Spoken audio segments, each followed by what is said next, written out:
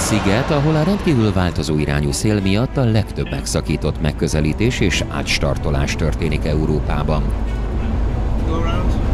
És a hely, ahol a világ egyik legegyedibb építészeti megoldását alkalmazták, hogy biztonságossá tegyék a légi kikötőt. Nagyon jó pofa, mert az eljárásban meg van határozva, hogy van egy banán csomagoló, az egyik fordulópont, ahol rá kell fordulni, hát úgy, hogy rákerülünk a végső egyenesre. De hát az a végső egyenes az igazából ez jelzésértékű, mert egyenes szakasza az gyakorlatilag pár száz méter. Sokkal több korlátnak kell megfelelniük, sokkal gyakrabban kell úgy dönteniük, hogy nem, itt most átstartolunk, és vagy megpróbáljuk még egyszer, vagy már meg se próbáljuk még egyszer. Mi mindent kell figyelembe venniük a pilótáknak egy madeirai út és egy funsáli leszállás során? Hogyan működik a világ egyik legkülönlegesebb repülőtere, és hogyan dolgoznak az ottani légiforgalmi irányítók? Miért próbálkozott meg a lehetetlennel a legendás Sziget, amikor eldöntötte, hogy repülőteret épít egy teljességgel alkalmatlannak tűnő terepen? Madeira, ahogy a pilóta, a reptértervező és az utas látja. 100, 50, 40, 30, 20, retard, 5.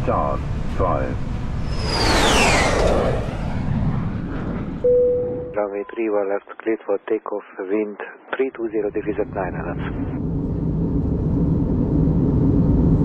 Körülbelül 800 kilométerre Európa szélétől az Atlanti-óceán egyik legszebb szigete felé tart a Wizz Air Budapest-Funchal járata. Az Airbus A321 Neo közel 5 órája van úton. Ezen a napon kicsit tovább tart a repülés, mert a kontinens és a nagy víz felett viszonylag erős szembeszelet kapnak a nyugat-délnyugat felé tartó járatok. Várakozni kell, hát egy óriási a forgalom magyar repülőtér, de én magam is, látom önök is, nagyon nem megérkeztek ide, hanem sok másokat is így gondolja ezt a repülőtér, pedig ez egy legkülönlegesebb a világon. Kapacitása nem oly nagy azért. A menetidőt pedig ezúttal az is megnöveli, hogy Madeirán éppen csúcsforgalom van. A világ egyik legizgalmasabb repülőterén viszonylag szűkek a kapacitások, az állóhelyek többsége éppen foglalt, több indulógép pedig késéseket szedett össze, emiatt az érkezőket holdingba küldik az irányítók, azaz néhány percig Madeirától északra köröznek a leszállásra várók, amíg a légi kikötő kipörgeti az indulóforgalom egy részét. Nem ritka ez errefelé, hiszen a forgalomszervezés egészen más szempontokat követel itt meg, mint a szárazföldön, egy síkságra épült repülőtéren.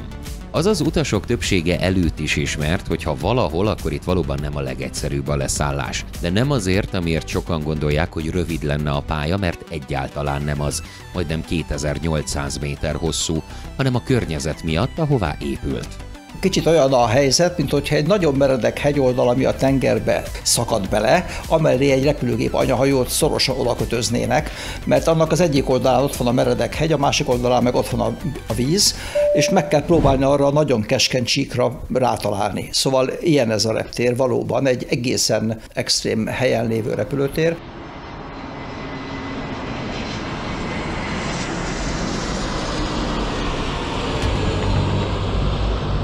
Annyira látványos a repülőtér működése, hogy több lelkes repülésrajongó és nem utolsó sorban marketing kommunikációs helybéli szakember naponta több órás élőadást közvetít a YouTube-on, amit adott pillanatban akár 3-4 ezer fős közönség figyel a neten. De azok a turisták is rászánnak pár órát a nyaralásukból a légi kikötőre, akik nem feltétlenül rajonganak a repülőgépekért. A hegyoldalról páratlan látvány tárul a futópályára és a teljes forgalmi előtérre, ezért a légi kikötő a sziget egyik fő látványossága évtizedek óta.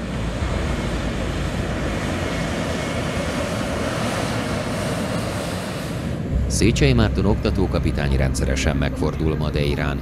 Azon pilóták közé tartozik, akik külön hatósági jogosítással rendelkeznek Európa egyik legextrémebb repülőterére. Évtizedek óta szigorú előírás, hogy csak megfelelő tapasztalattal és képesítéssel bíró közforgalmi pilóták landolhatnak a szigeten. Ennek pedig több oka is van. Itt az Atlanti-óceán, hát nem is a közepén, de azért mélyen az Atlanti-óceánon belül vagyunk. Ez azt jelenti, hogy ha kitérő repülőtérre kell menni, az nem annyira egyszerű, minden távol van, messze van a kontinens, ha vissza akarnánk repülni a kontinensre, és messze vannak a Kanári-szigetek is. Nagyon ügyesen meg kell tervezni, hogy meddig tudunk esetleg várakozni, nem tudunk várakozni, hova tudunk menni kitérő repülőtérre, ha esetleg a leszállás mégsem jönne össze, aminek persze több oka is lehet. Szóval van egyszer egy ilyen menedzselési része, ami nem könnyű, és hát aztán van egy ilyen, mondjuk úgy, hogy reptechnikai része, van benne kihívás valóban. Mindjárt megmutatjuk, hogyan történik a rendkívül látványos megközelítés a pár évvel ezelőtt Cristiano Ronaldoról elnevezett repülőtér pályájára. Vannak különféle hangzatos című listák, amelyeken a világ legveszélyesebbnek vélt repülőtereit sorolják fel, és gyűjtik össze időről időre, Madeira rendre szerepel ezeken. Ám a légi közlekedésben járt a szakemberek azt mondják, hogy ezek a légi kikötők inkább technikásak, mint veszélyesek. Inkább szenzációhajhászásnak tartom ezt, hogy ez egy veszélyes repülőtér, ez egy különleges repülőtér, különleges felkészültséget kíván mind a személyzettől, mind a légiforgalomirányítástól, és az utasoktól is, mert a kedves utasoknak azt be kell látniuk, hogy akármi gyönyörű ez a destináció, nagyobb a kockázata annak, hogy odaér tudunk-e leszállni, hogy ez sikerül-e, mint mondjuk, hogyha Ferihegyre érkeznénk. Ez része ennek a különleges úticélnak, de egészen biztos, hogy a szigeten töltött pihenés élménye ezt a kis kockázatot megéri. 3831, roger, wind 230 degrees, 15 knots, gust 26, variable.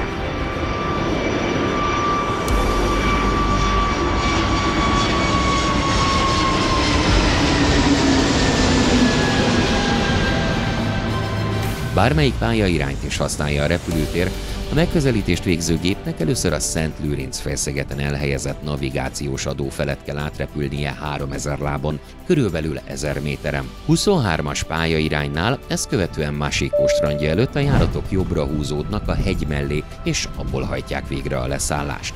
Más a helyzet az ellentétes pályairánynál.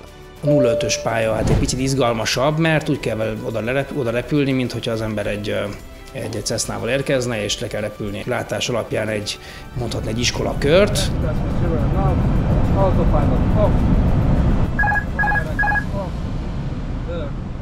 Nagyon jó pofa, mert az eljárásban meg van határozva, hogy van egy banáncsomagoló, az egyik fordulópont, amire rá kell fordulni, és aztán pedig ugye nagyon izgalmas, hogy van egy partvonal, ami éjszaka a sötétben ki is van világítva. Végig ilyen stroboszkópok villannak. Így van, amit követve, hát úgy, hogy rákerülünk a végső egyenesre. De hát az a végső egyenes, ez igazából ez jelzésértékű, mert egyenes szakasza az gyakorlatilag pár száz méter, tehát amint igazából a szárnyak vízszintes helyzetben vannak, onnantól kezdve már igazából a leszállás következik. 1000.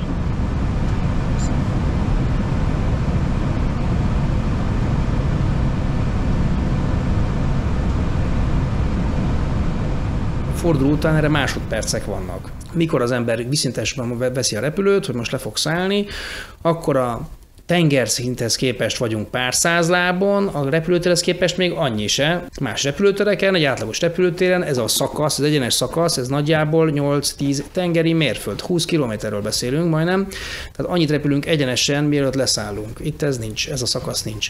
Ez teljesen kézirepülés. Minél stabil ez a manőver, minél kisebb a változása a bedöntésnek, minél kisebb a változás a süllyedési sebességnek, annál több eséllyel fog sikerülni. Minél nagyobb ebben a kitérés, minél nagyobbak a korrekciók, annál kisebb az esély létrejön, és úgy mondjuk ezt, hogy destabilizálódik a megközelítés, ami egyértelműen az ástartolást jelenti. 400.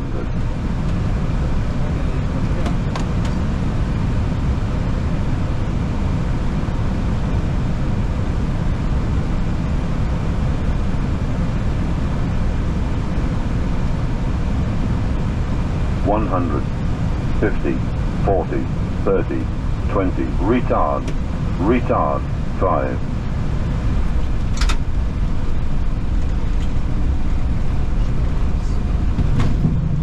Hol jön ki az elhatározási magasság? Kérlek szépen, az elhatározási magasság az nagyjából a repülőtér mellett van, tehát onnantól kezdve az ember vagy tudja folytatni, egyrészt megkapja az engedélyt, látja jól a pályát, és utána egy látás szerint lerepül egy karikát. Hölgyeim és nem szeretettel köszöntjük Önöket.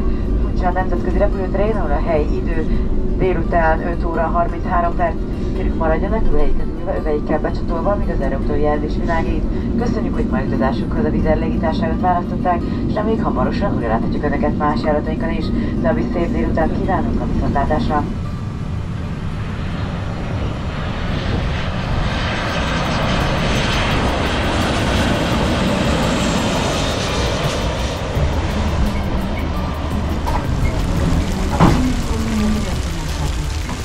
A sziget nagysága 800 négyzetkilométer, ami soknak tűnik, egyáltalán nem az, a lakossága pedig 250 000 főre tehető, ebből körülbelül 100 000-en élnek a fővárosban, Funchalban.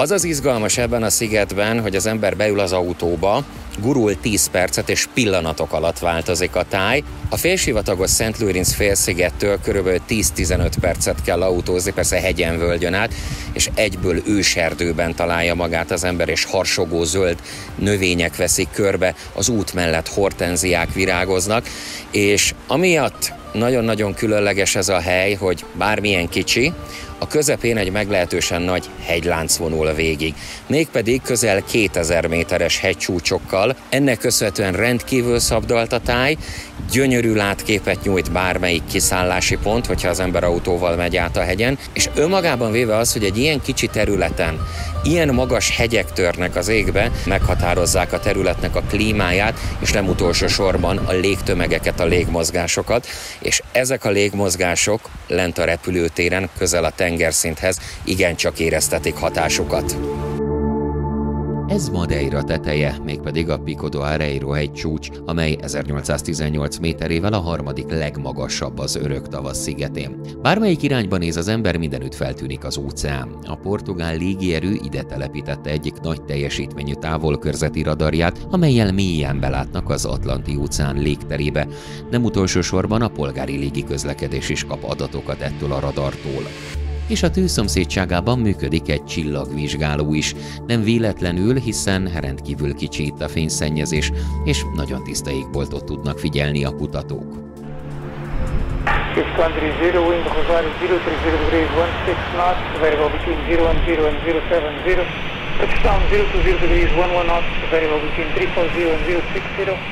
Ami pedig elsősorban meghatározza, hogy egy repülőgép tud-e landolni Madeirán vagy sem, az a változó irányú és erősségű szél. Nem csak a gyártók és a légitársaságok írnak elő szigorú korlátozásokat ezzel kapcsolatban, hanem az extrém körülmények között működő légikikötők is. És pontosan ezek a korlátozások garantálják a biztonságot. A szelek, tekintve, hogy ott vannak a hegyek, meg ott van az óceán, egészen elképesztően erősek, és főleg kiszámíthatatlanok bírnak lenni. Tehát folyamatosan változik az irányuk, az erősségük, nagyon nehéz ott a szelekben való navigálás, és ez nem csak a pilótákat teszi egyébként próbára, hanem a légiforgalmi irányítást is, akik szintén rendkívül ügyesen alkalmazkodnak már ehhez a helyzethez. Az is egy kihívás a repülőtéren, hogy a pályairány az bármikor megváltozhat. Most a repülőgép oldalszél limitációi meg vannak határozva, ezek igazából nem is limitációk, hanem ezek bizonyított oldalszél leszálló képességek, amelyeket úgy hajtanak végre a tesztpilóták, hogy egy átlagos képességű pilóta technikáját alkalmazva megérkeznek ebben az oldalszélben a pályára, és hogyha ez bizonyított, hogy a repülőgép kibírta, akkor ezt mondhatjuk, hogy erre a repülőgép alkalmas. Mi vállalatunk ezt limitációként kezeli, tehát mi ennél nem repülhetünk nagyobb oldalszél komponensnél. De a Madeira esetében nem erről van szó. Madeira esetében nem az oldalszél a fő probléma, ami jelentősen kisebbek a repülőtér határai, mint a repülőgép határai. Annyira változhat a szél, hogy akár 10 percenként innen vagy onnan kell felszállni. És egy szemléletes példa ezzel kapcsolatban, a madeirai repülőtér szabályzata szerint bizonyos szektorokban az oldalszél erőssége nem érheti el a 20 csomót, ami körülbelül 37 km/h jelent. Ezzel szemben egy modern A321-es Neo oldalszélkorlátja 35 csomó környékén van, ami nagyjából 65 km/h-nak felel meg. Egyébként a portugál hatóságok az idén kezdeményezték azt a vizsgálatot, amelynek célja kideríteni, hogy lehet-e a repülőtéren érvényes korlátozásokon valamennyit lazítani. A szakemberek azt mondják, hogy az évtizedekkel ezelőtt előírt limitációk még a 70-es évek technológiájával voltak összhangban. Az eddigi tanulmányokban az szerepel, ha mindössze 5 csomóval lejjebb vinnék a légikikötő korlátozásait, jóval kevesebb járatnak kellene kitérőre mennie. Az a különlegessége Madeirának, hogy ők ki sem adják a megközelítési engedélyt akkor, hogyha az ő általuk meghatározott limitáción kívül van.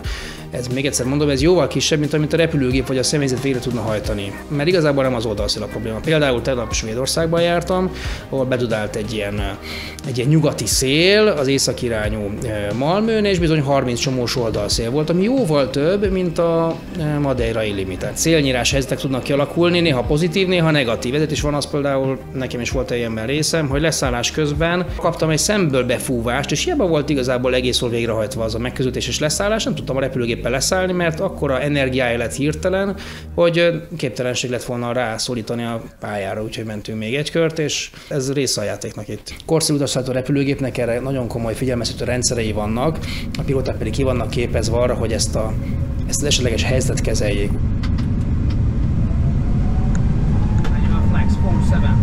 SRS, out of force blue.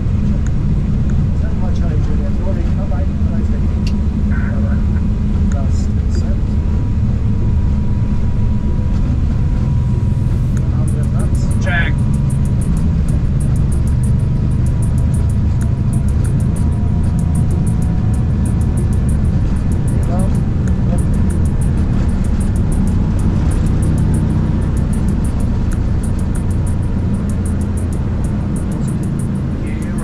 Most hozzátenném újra, hogy a pilótákat próbára teszi. Ez azt jelenti, hogy sokkal több korlátnak kell megfelelniük, sokkal gyakrabban kell úgy dönteniük, hogy nem, itt most átstartolunk, és vagy megpróbáljuk még egyszer, vagy már meg se próbáljuk még egyszer, ugyanis a pilótának az a felelősség, hogy a repülőgépet biztonságban tegye le a repülőtérre. 1000.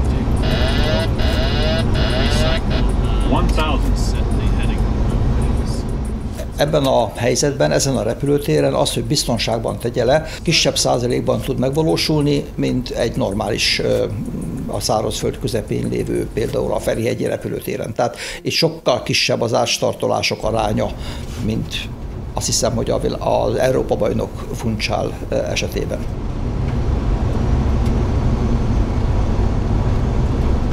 Ez a felvétel pár évvel ezelőtt készült egy Boeing 737-es pilóta fülkéjében Madeirán. A repülőteret rendkívül erős változó irányú szél ostromolta az óceán felől, de a mért értékek még limiten belül voltak. A gép a technikásabb, nagy fordulást igénylő 0,5-ös pályairányból végezte a megközelítést.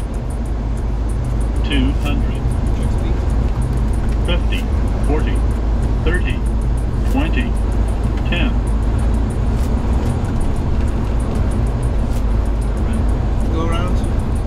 És ez a megközelítési kísérlet átstartolással folytatódik, mivel a 737-es átlebeg a pálya kijelölt földetérési zónája fölött. A pilóták elemelik a gépet és elkezdik lerepülni az ilyenkor szokásos eljárást, hogy aztán még egy kísérletet tegyenek a landolásra. Egy csomó korlátozás mellett lehet csak oda üzemelni. Tehát például ez sosem lesz egy úgynevezett precision approach repülőtér, ami ugye arról szól, hogy egy csomó rádiótechnikai, fénytechnikai és egyéb eszköz segíti a pilótákat a rossz látási viszonyok közötti leszállása. Nem, itt rossz látási viszonyok között nincs leszállás. 200, 50, 40, 30, 20, 10.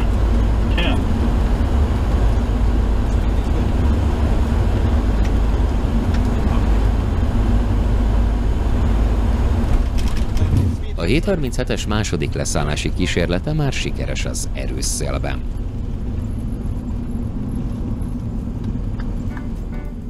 Madeira repülőtere a 60-as évek első felében nyitotta meg kapuit, de korábban a két világháború között is voltak ide légijáratok, mégpedig repülőcsónakokkal és hidroplánokkal. Ez az időszak különösen közel áll Széchenyi Márton szívéhez, hiszen most már évek óta hidroplánon is repül, és az Aeroexpressnél azon dolgoznak, hogy a vízirepülés újra meghonosodjon Magyarországon. Számos tesztrepülést hajtott végre a Dunán, a Balatonon és legutóbb a Tiszán. Mondanom se kell, hogy a vízirepülés az egy nagy gyengém, és a Madeirának az a különlegesség, hogy már repültek oda, de akkor is, amikor nem volt még ott repülőtér.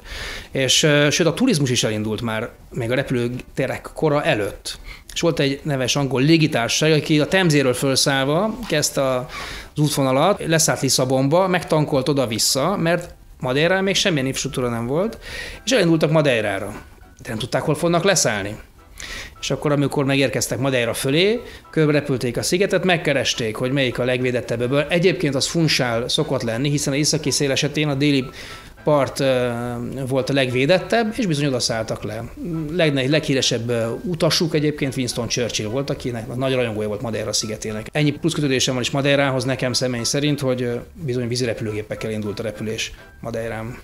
Hidroplánok ma már nem járnak errefelé, de széles törzsű gépek rendszeresen megfordulnak a tenyérnyi területen üzemelő repülőtéren. Sok olyan légikikötő van a világon, amely alatt alagutakon vezették át a vasutat vagy az autópályát, de olyan nem igazán akad, ahol az ember a futópálya teherviselő felülete alatt sétálgathat. Bármelyik irányból közelítjük meg Madeira repülőterét, egyedi és szokatlan építészeti megoldásokkal találkozhatunk. Ami persze nem meglepő, hiszen a portugálok nagyon tudnak építkezni. A szigeten is bravúros módon fúrták keresztbe kasul a hegyeket, és építettek hidakat, viaduktokat, hogy könnyebb és gyorsabb legyen az eljutás a fővárosból a túlpartra, valamint az egyes völgyek mélyére. És akkor ezzel meg is érkeztünk Santa Cruzba, ami egyébként egy nagyon kellemes és nagyon népszerű fürdőhely. Ráadásul a reptérépítés egy kicsit itt a partvonalat is átalakította. Olyan promenádok alakultak ki, amelyek korábban egészen mások voltak, mert hogy részben fedettek lettek, a futópálya alatt közvetlenül úszómedencék találhatók, és ezek nyilvános úszómedencék, bárki használhatja, és itt található egy meglehetősen hosszú, ám nagyon fontos tudni, hogy nem homokos, hanem kavicsos strand, egészen izgalmas látvány nyújtva az érkező repülőgépekre, amikor a megközelítésnek az utolsó szakaszát végzik.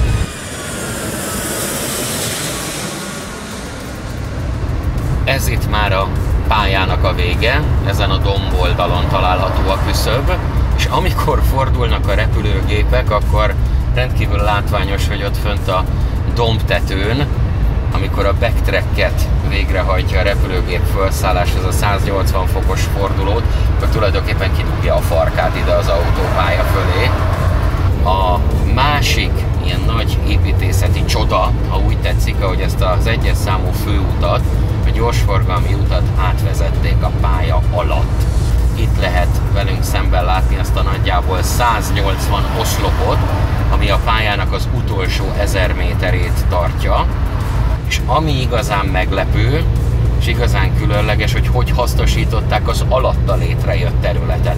Szoktak tengeröblöt föltölteni és arra pályát építeni, csak itt az is problémát okozott, hogy a meglévő pálya az olyan közel 60 méterrel volt a tengerszintje fölött, tehát egy 1000 méter hosszú pályát kellett építeni egy tengeröblbe, vagy mondhatom úgy is, hogy a tengeröblő fölé, körülbelül 60 méterrel a tengerszintje fölött. 100 lábút terveztek, egy olyan hidat, amit majdnem 200 oszlop tart, amik egyenként olyan 70-80 méter hosszúak, hiszen a tengernek mélysége is van. A 90-es évek végén, 2000-es évek elején született meg ez a szokatlan megoldás, amit aztán később komoly nemzetközi elismerésekkel is díjaztak. Addig egy mindössze 1800 méteres pálya állt az ideérkező járatok rendelkezésére, amit mindenképpen meg kellett hosszabbítani. Az akkori látványtervek azok még ilyen hajózható lagúnának tekintették a sok oszlop közötti teret, tehát amikor ez végül is elkészült, addigra úgy döntöttek, hogy föltöltik azt a tengeröblöt azon a részen, ahol ez a híd megépült fölötte, ez a hídszerkezet. A földmunkák azzal kezdődtek, hogy a fél hegyoldalt el kellett robbantani. Lehet látni, hogy arról az oldalról, ami követ lerobbantottak és letermeltek, azt átrakták a partvonalra feltölteni. Hatosával alakították ki az oszlopsorokat, de egészen elképesztő akusztikája van ennek a terepnek. Egyrészt, ahogy itt mellettünk mennek a gokártosok, egyrészt, ahogy edzenek a gyerekek. Igazából olyan, mintha egy zárt térben lennénk, és nem utolsó sorban az akusztikához az is nagyon-nagyon sokat hozzátesz, hogy innen 20 méterre hullámzik és morajlik az óceán. Fantasztikus helyet nyertek, amit elképesztően jól ki lehet használni közösségi térnek, parkolónak, buli helyszínnek, meg egyebeknek. Ezáltal tulajdonképpen megvédik az oszlopoknak a legalsó részét a tengeri eróziótól.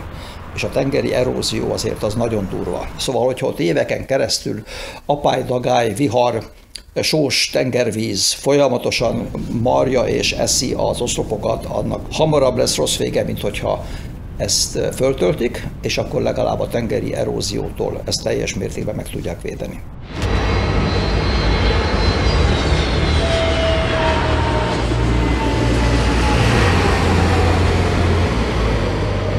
A forgalmi előtér körülbelül 650 méter hosszú, ahol hivatalosan 19 állóhelyet jelöltek ki, de ennyi gépet egyszerre nem tud fogadni a légikikötő, mivel ezek között vannak részben alternatív, részben tartalékállóhelyek. Néhányat pedig úgy alakítottak ki, hogy ha széles törzsű típus érkezik, akkor az valójában 3 keskeny törzsű gép helyét foglalja el. A viszonylag szűk kapacitás másik oka, hogy csak az előtér vonalában van a pályával párhuzamos gurulóút, és amik még korlátozzák a lehetőségeket, azok a speciális indulási és érkezési eljárások. 05-ös pályairánynál például addig nem kaphat felszállási engedélyt a küszöbön várakozó gép, amíg az érkező járat a reptérrel párhuzamosan repülve nem hagyja el a túloldali küszöbvonalát.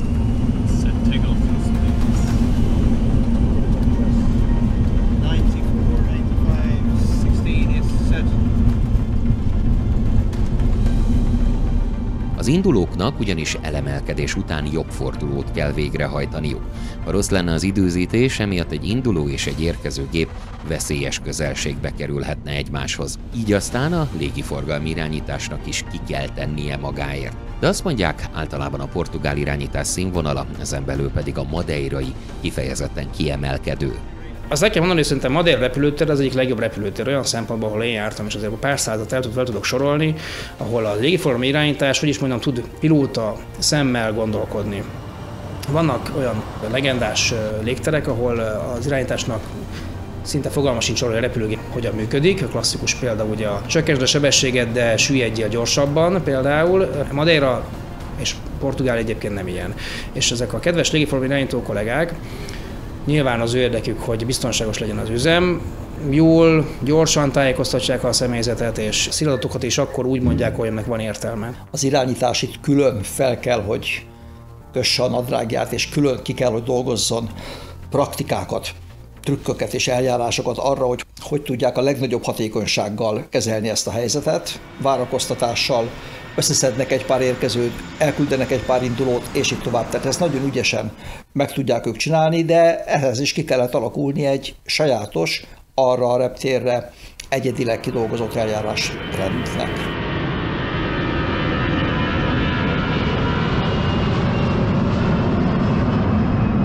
De ugorjunk egy kicsit vissza az időben, hogy miért próbálkoztak meg szinte a lehetetlennel annak idején, amikor Madeira eldöntötte, hogy repülőteret épít.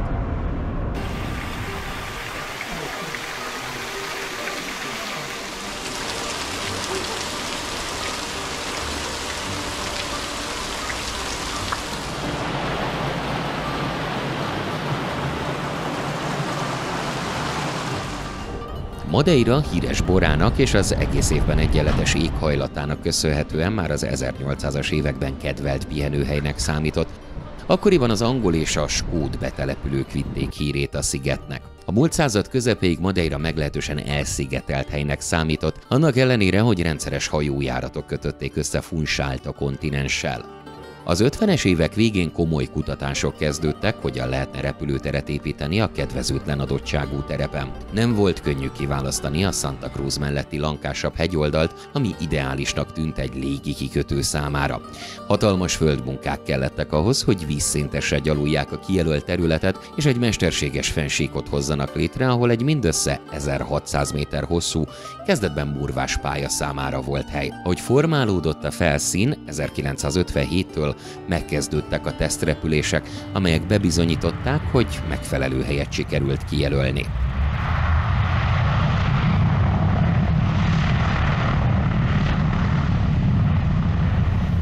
Hivatalosan 1964. júliusában nyílt meg a légikikötő, amit a TAP Air Portugal egyik Constellation-je avatott fel. A Portugál Nemzeti Légitársaság ettől kezdve rendszeres járatokat indított Lisszabonból a szigetre, de idővel más európai légitársaságok is célba vették Funchalt.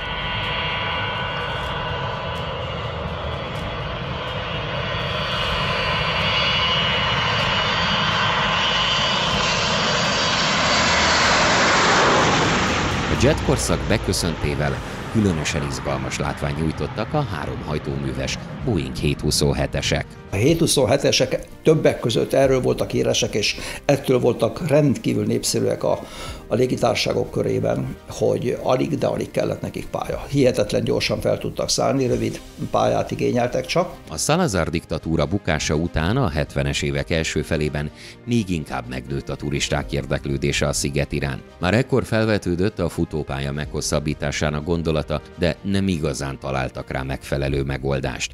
1977-ben egy hónapon belül 2 súlyos baleset is történt a repülőtéren.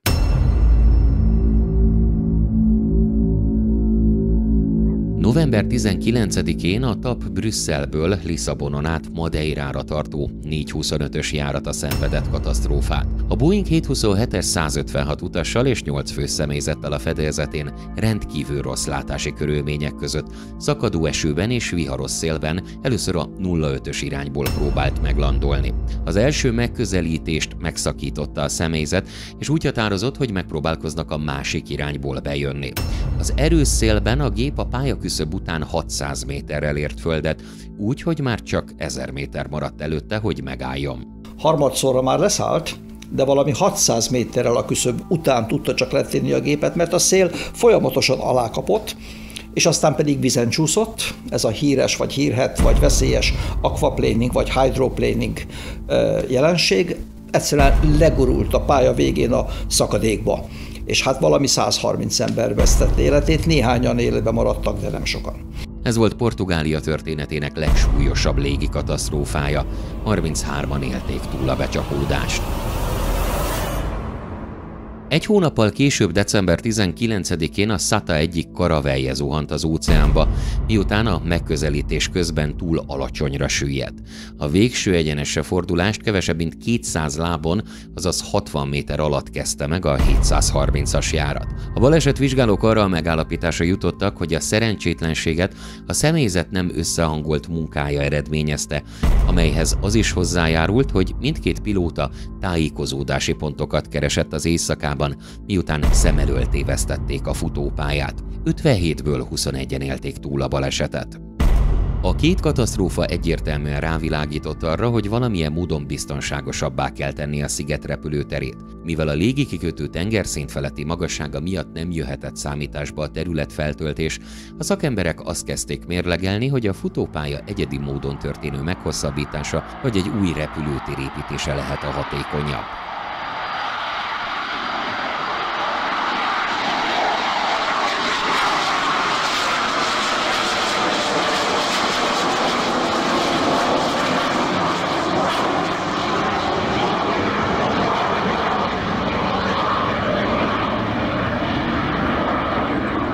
A 80-as évek elején felvetődött, hogy a repülőteret felköltöztetik Santo da Serrába, egy 700 méter magas fennsíkra, gyakorlatilag a meglévő légikikötő fölé. Úgynevezett masterplan is készült, amelyben észak-déli irányú futópályával számoltak a szakemberek, akik hónapokon át monitorozták az uralkodó szélirányt. A beruházás óriási földmunkákat igényelt volna. Végül az a döntés született, hogy a meglévő repülőteret fejlesztik tovább. 1986-ra mindössze 200 méterrel sikerült megtoldani a pályát, ami így már 1800 méter hosszú lett. Ez azonban még mindig nem volt elég. Ezt követően vetődött fel a ma is látható 100 lábú ötlete, amelyet a 90-es években Somogyi Tóth Gábor is véleményezett, amikor a németországi Dorsch Consult mérnöki irodánál dolgozott. Amikor erre a szakvéleményre került sor, az akkori hivatalos forgalmi előjelzések nagyon komoly szélestörzsű gépforgalmat prognosztizáltak, olyannyira, hogy rendesen kellett a 747-essel számolni, mint mértékadó repülőgéppel, nem csak pályahoz tekintetében, hanem gurulót, meg forgalmi előtér repülőgép állóhelyek tekintetében is. Ezek a prognózisok persze nem csak a futópálya bővítést vetítették előre, nagyobb terminállal és forgalmi előtérrel is számolni kellett. De az egyik legnagyobb kihívás kétségtelenül a betoncsik megtoldása volt. Az őrültség nekem elsősorban a hegy közelsége miatt jutott az eszembe, mert abban azért nem kételkedtem, hogy lehet ilyen hidat készíteni, csak sok beton kell hozzá, meg jól ki kell számolni a statikusnak. Ezzel a projekttel nem nagyon foglalkozott más a Dorschnál, mint én, kivéve, hogy én elmentem a fő statikushoz a cégen belül, a statikus osztályvezetőhöz, hogy nézzem már rá erre, mert azért ide 400 tonnás gépek is leszállhatnak adott esetben. Kérdeztem tőle, hogy a dinamikus terhelés, az, hogy ide leszáll egy több száz tonnás repülőgép, az ennek az oszloperdőnek, hát nem fogja egy kicsit megmozgatni ezt a hidat, meg ingatni az oszlopokat? És hát nagyon frappáns választ kaptam. Iszonyú nagy íróasztala volt, egy ilyen régi módi tölgy íróasztal, legalább 150 kilós, elővett a zsebéből egy doboz gyufát és egy gyufaszálat megfogott, és tiszta erőből hozzávágta az asztalhoz. És aztán még egyszer is mondta, hogy hát nem borult föl az asztal, nem is esett össze. Ezzel akarta nekem azt demonstrálni, hogy elképesztő nagyságrendi különbség van itt a tömegekben. És hogyha van egy 1 millió tonnás betonszerkezet, akkor egy 400 tonnás repülő akármilyen gyorsan megy neki, azon röhögni fog ez a betonszerkezet, és meg se rázza magát. Ezzel engem nagyon megnyugtatott, és ezért foglalkoztam az akadálysíkokkal, a pályahosszal, a forgalmi előtér méretezésével, a gurulút hiányával, vagy nem hiányával, a gurulút hiány okozta kapacitás problémákkal, és így tovább. A projekt azért került a Dors és Somogyi Tóth Gábor asztalára, mivel Portugália az Európai Gazdasági Közösségtől kért pénzt a megvalósításra. Az Európai Unió jogelődje pedig arra a kérdésre várt választ a szakértőktől, hogy valóban érdemes-e jelentős összegeket fordítani a beruházásra, működőképes-e a portugálok elképzelése. Az építkezés a 90-es évek végén indult el, ami nem csak a futópályát érintette. Vele párhuzamosan zajlott a terminál és a forgalmi előtér bővítése, egy új kargóterminált is felhúztak, átköltöztették a tűzoltóbázist, ami szintén új épületet kapott. Ekkor kezdte mai formáját elnyerni a repülőtér. Sok problémát sikerült megoldani, a pálya melletti hegyoldalt azonban nem lehetett elbontani, csak még valamennyit legyalulni belőle. Az akadályfelületek arról szólnak, hogy biztosítsanak egy olyan légteret a repülőtér közvetlen közelében, ahol a repülőgépeket nem fenyegeti, hegy, toronyház. Ezeket a nemzetközi repülőtértervezési szabályok nagyon szépen lerajzolják, rögzítik, pontosan lehet tudni, hogy milyen szélesnek kell lenni annak a sávnak, amiben a pálya van, és aztán annak a sávnak a szélén hogy indul el fölfelé 2 darab lejtő, egyik jobbra, a másik balra, egy a 7-es lejtési viszonyokkal, és akkor itt hipp, az a lejtő már is neki ütközött annak a óriási földmunkának egyébként, amit a hegyoldalába vágtak annak érdekében, hogy valami kis légtere azért csak legyen a repülőtérnek. Tehát rettentő földmunkát végeztek, de valahol kompromisszumot kellett kötni, az egész hegyet nem lehetett elhordani, és itt látható is egy ábrán, amit egyébként 91-ben rajzoltam, hogy hol ütközik az akadálysík és a hegyoldal egymásba. Ez az ábra azért is érdekes, már másik oldalt nézzük, a forgalmi előtérre meg a gurulóúttal,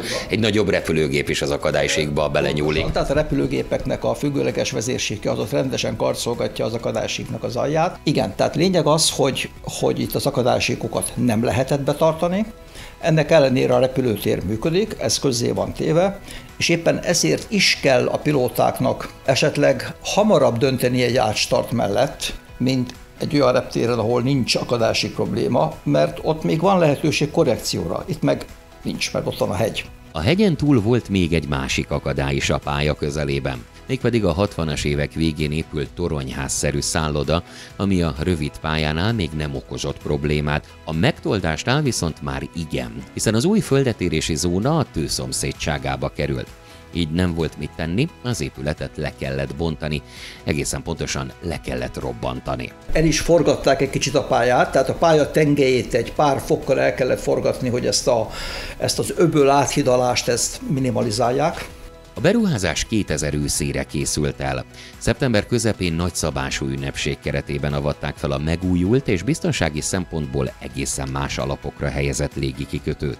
A futópálya 1000 méteres megtoldásának megvalósítását mind a mai napig a világ egyik legbonyolultabb projektjeként tartják számon a szakemberek.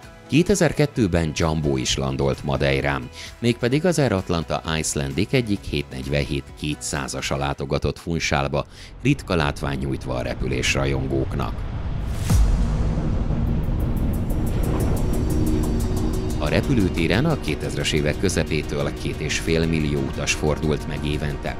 2015-ben a jobb helykihasználás és a hatékonyság érdekében némileg átszabták a terminál belsejét. A beruházás óta 3,5 millióra nőtt az éves utasszám. A légikikötő történetének legjobb éve 2022 volt, amikor a 4 milliót is elérte az érkező és induló turisták száma, ami nagyon nagy mutatvány ezen a talpalatnyi helyen, pláne jellemzően keskeny törzsű gépekkel. Az éves gépmozgások száma egyébként 35 000 környékén mozog, és úgy tűnik, újabb rekordok dőlnek itt meg. 1400 körüli utast tudnak óránként kezelni, tehát a mértékadó óra az erre van méretezve, és ez úgy tűnik, hogy azért elég is, mert ezen a 10 állomhelyen egyszerre főleg viszonylag kisméretű gépek parkolnak. Ez egy folyamat, egy mozgás, tehát sose egyszerre érkezik meg 10 repülőgép arra a 10 állóhelyre, hanem kb. Egy óra alatt, és akkor is nagyon sűrű. Ez az 1400-as kapacitás, ez adekvát és harmóniában van az előtéri állóhelyek kapacitásával, a pálya és a gurulóútrendszer kapacitásával, meg hát feltételezem, hogy még az irányítók kapacitásával is, hogy mindezt a szeles helyzetekben kezelni tudják. A sziget egyébként sorra kapja a különféle turisztikai elismeréseket, csak az idei évben 5 rangos díjat csöpört be Madeira.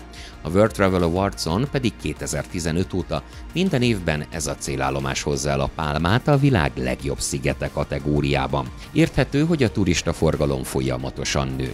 Nagy kérdés, hogy hosszú távon mit lehet kezdeni az egyre erőteljesebb forgalommal a repülőtéren.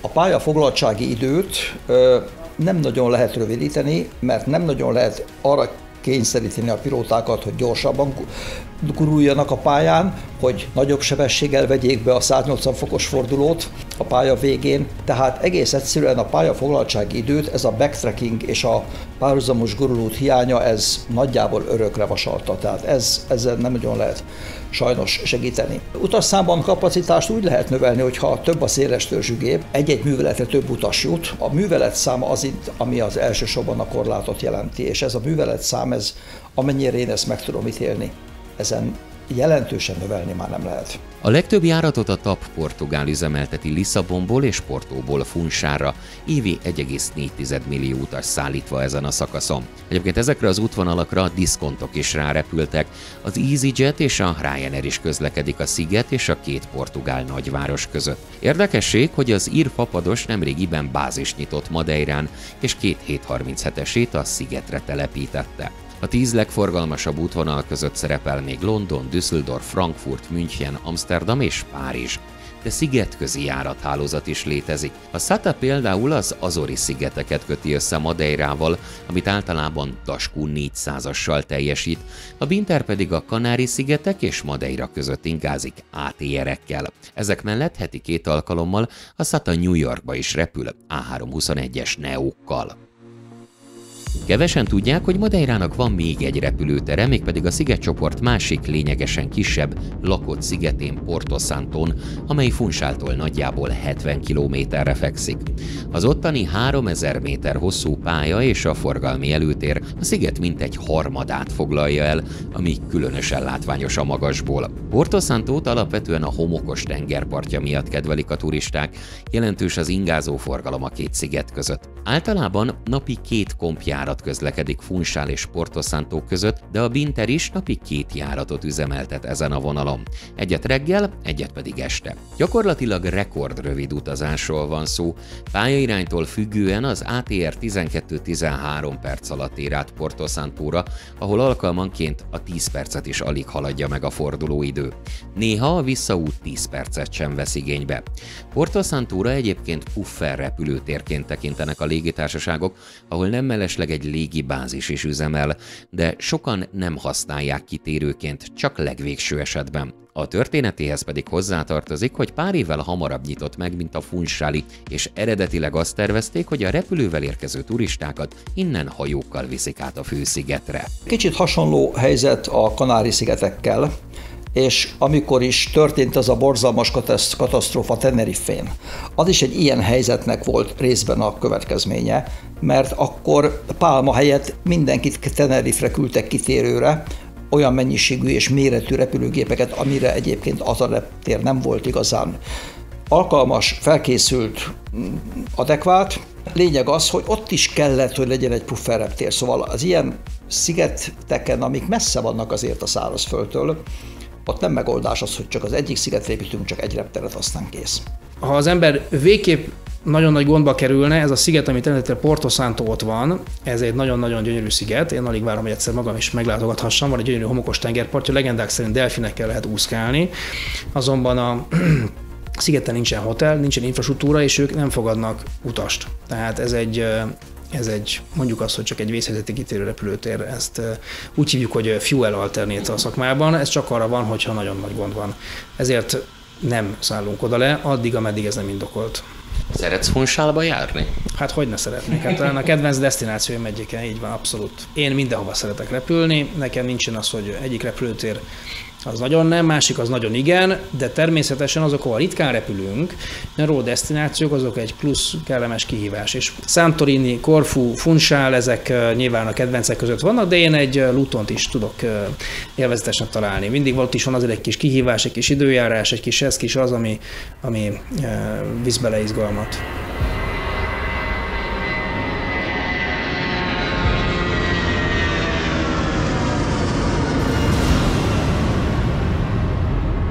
Ha nem szeretnél lemaradni a további repülős tartalmakról és repülős videókról, akkor csatlakozz a követőink táborához, ha pedig támogatnád az Aeroparkban kiállított történelmi repülőgépek megújulását, újjászületését, kérjük, keresd fel a videó alatti leírásban található támogatói felületeket. Runway 31 left, cleared for takeoff, wind 320 degrees at 9 knots.